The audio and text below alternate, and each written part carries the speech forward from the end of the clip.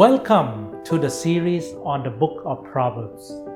This week we are going to talk about Proverbs chapter 4. The chapter begins by a father giving an instruction to his son. What do we tell our father when he tries to give us an instruction? How do we react when he tries to teach us things of this world? Do we push him back, or do we ask him to mind his own business? How is our reaction? Many families tend to neglect the teachings of their fathers. It is oftentimes seen that we do not want to hear what is being taught to us. Some of the reasons could be because of his past failures, because he did not achieve the things we expect him to achieve in life. Many of us do not forgive for the wrongs that our father have done. Are these some of the things that we can see in our families today or in your family today? If this is something that we all witness, how are we going to teach our children today? Do you expect that they will retaliate? Or do you think that they will obey the same way you have obeyed your father? What would be their reaction when you give an instruction to your child? These are some of the real questions that we can ask, because it's evidential that we tend to neglect the teachings of our father. But when we look at Solomon, did he do the same thing that we all did? No doubt, King David committed adultery. No doubt, we can label him as a murderer. But King Solomon chose to obey his father's teaching. Despite of his father's failure in life, he recognized that there is wisdom to be obtained, knowledge to be understood from his father. And when King Solomon is trying to give this message to his son, he pleaded with his son that, "Son, listen to my father. Listen to me. Listen to the teachings that I am about to give you." How beautiful would it be if we follow what Solomon does? How beautiful would it be if the son of Solomon followed his teaching? How beautiful would it be if all of us follow the same way Solomon followed, following the teachings of his father? Solomon pleaded with his son that, "Son, hear my teachings, because these are the doctrines. It is written in the book of the Bible. It is written for all of us to follow." Today we have 66 books in the Bible. Have we read all of them? Have we studied and obtained the full wisdom and the knowledge that is in front of us? Or are we so concerned and worried about the worldly knowledge because we are busy living our life? Solomon wants us to focus that the wisdom and knowledge can only be found in the Bible. It can only be found through the teaching of his father. Likewise, he starts by pleading to his son. How do we teach our sons today? How do we teach our children today? Do we force? Do we instruct? Do we impose? Or do we plead so that they can also understand what you have gone through? The experience, the pain, the suffering, the success, the joy, and the laughter. We want our children to experience the goodness in life, but we tend to forget and instruct and let them understand the things that you have experienced. Many of us tell stories of our success and forget that we too have failed. I am certain that King David also told Solomon about the failures, the crimes that he have committed, and likewise He does not want King Solomon to follow the same path. We can find this in verse 1 and 2. Hear, O son, a father's instruction, and be attentive that you may gain insight. For I give you good precepts. Do not forsake my teaching. And in verse 3 and 5, when I was a son with my father, tended, the only one in the sight of my mother, he taught me and said to me, let your heart hold fast my words, keep my commandments and live. Get wisdom, get insight. Do not forget and do not turn away from the word of my mouth. In verse 3 to 5 goes on to tell us that these wisdoms are passed from generation to generations. It is a commandment that we must keep in order to live a life that is pure and prosperous, to live a life that is holy. These are the things that we must hold on and refrain to. The words must be retained. These teachings are so valuable because today we find knowledge around us, the knowledge of this world, but we forget the wisdom that the Lord has given to each one of us. We can judge a person by the family that they are from, the marriages that they are in, the kind of friendships that they have, the character that is shown out from each person, what type of system and society you are in, the type of education that you have learned. It forms us or deforms us. The works, the ethics that we bring, the value that we honor. We can see the people that we hang out, what type of justice and social views that we have on minority or ethnic groups. How do we treat people that is in poverty? How do we manage our wealth? How do we help the poor and the ones that are in need? Do we hold our anger for a long period of time, or we forgive people that do wrong towards us? We find that knowledge can be found in different religions, and many of us see that knowledge is all around us. Other religion gives you knowledge, gives you understanding, but we tend to forget the word in the Bible that there is pure wisdom, the true wisdom that brings us understanding and knowledge. We tend to see that people from other religions live a better life. Is it because they have a better understanding and knowledge?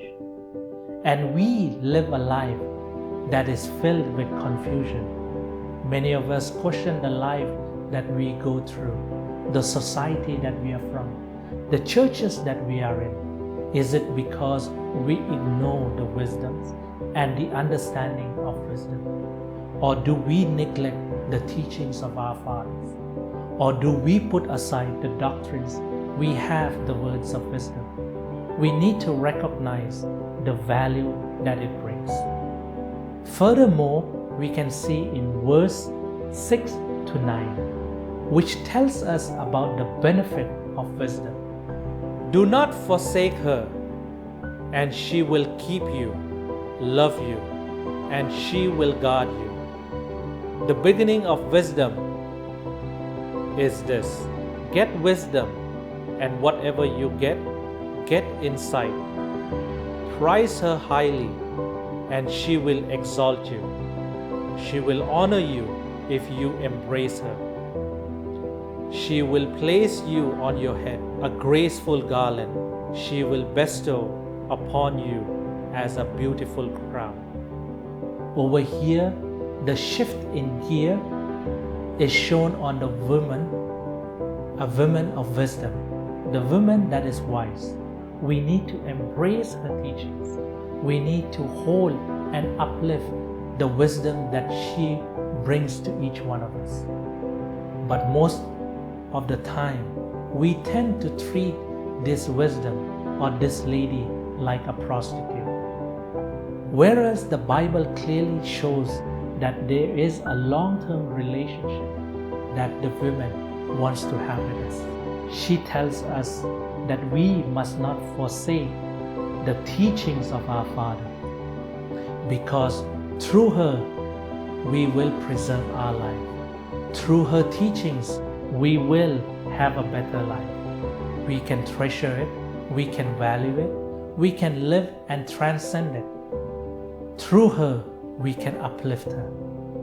We need to uplift her, embrace her, because by promoting her, we will have a crown on our heads. And these crowns are recognitions in our life. A crown of grace, a crown of happiness, a crown of success. What kind of crown do we wear today? But we tend to forget the crown that Jesus Christ wants to give each one of us. What type of crown do we hold? Do we hold a crown of status and boast to our fellow beings? The crown of status that is temporary, that is not long-lasting. People stick to the status that they hold or have and forget that it is not everlasting. The book of Proverbs wants us to recognize and embrace this woman who wants to have long-term relationship with you. Furthermore, in verse 10 to 13, that we must receive and accept wisdom. Hear, my son, and accept my word, that the years of your life may be many. I have taught you the ways of wisdom. I had led you in the path of uprightness. When you walk, your step will not be hampered. If you run, you will not stumble. Keep hold of instruction. Do not let go. Guard her, for she is your life. Today we accept the wisdom of the Word. Our post and pre-knowledge of philosophies are all based on the teachings of King Solomon. If we read the book that is written by Plato on Socrates, we will find that his wisdom is based on the wisdom of King Solomon. King Solomon shared his knowledge to many philosophers. But one thing that is common in most philosophers, that they did not live a holy life. They lived a life that is filled with pain and suffering, filled with guilt and shame. These philosophers have reframed and created their own philosophy based on ethics and morality. Morality and ethics teaches us that we must rely on man's philosophy. Today, our philosophy is based on their teachings. We live in a world that is filled with confusion, conflicts. We live in a world that there is chaos because we still argue today about morality and ethics. Today, many philosophers tend to create their own morality based on the observation, experience that they have gone through. In fact, we have reached the age of reasoning, questioning the moralities and ethics that one understands. Today, we tend to argue because there is no longer fear. We do not put God first. We do not recognize Him. This is why in schools today, we tend to have different views on justice. We have different views of ethics. Views on minorities have changed because our views of religion have changed. Forgiveness no longer becomes a primordial thing. We tend to look in world of wealth. We look in the world that is filled with gain.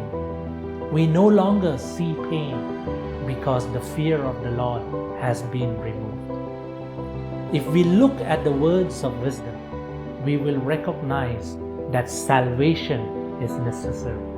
Jesus came down to this world to die for each one of our sins. Through His resurrection, we can find salvation. Through His act, we can find grace. But philosophers today do not teach about this. We tend to look about creation from our own lenses. We rely on Charles Darwin, the origin of species.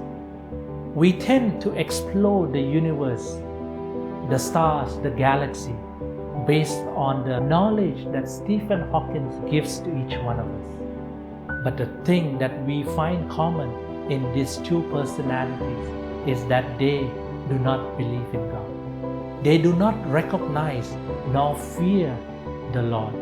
Proverbs is not based on promises. It is more likely that Proverbs is based on probabilities, because there are chances if you do not follow the instructions of your father, the consequences that you will reap is likely to be so. Whatever you sow, so you would reap. Or should we view Proverbs as a rules and principles, as a guidance for living? Because wisdom is a principle of living. It shows us how we must live in order to see the true value system. We must view our forms of education. Yes, it is both informal and formal, but nevertheless, it is important that we must recognize that the experience of spiritual education is important for each one of us. Because wisdom is a principle of living, a principle that we must all follow, a principle where we can obtain only through Jesus Christ.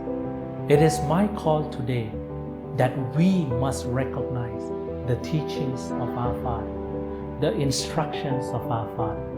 Those of us who are already fathers, how will you instruct your son? How will you teach your children, your daughters? Will you plead with them? For many of you who still have a father, how will you obey and listen to his instruction? Many of us who are still struggling with life, unable to forgive our parents, our father, for the wrongs that they have done, I want you to focus on Solomon. Solomon forgave. Solomon listened to his father's teaching. Solomon recognized the failures of his father and yet chose the wisdoms of his father.